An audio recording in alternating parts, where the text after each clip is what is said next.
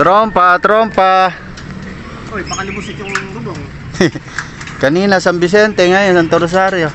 Refresh na sabi ko sa iyo. Alin? Naggapang ako dati. Ayaw. Oo.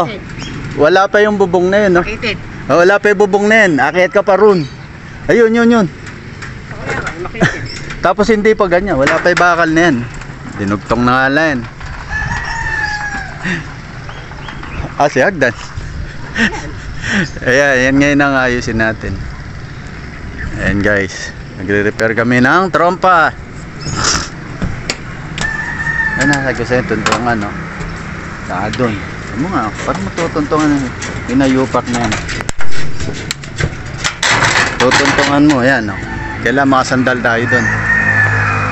Hagdan ang kailangan. Alam mo kung alin ang may problema, pre. Parang dito ako duda, yan. Ayan. Yan lang, at saka yung papasok doon.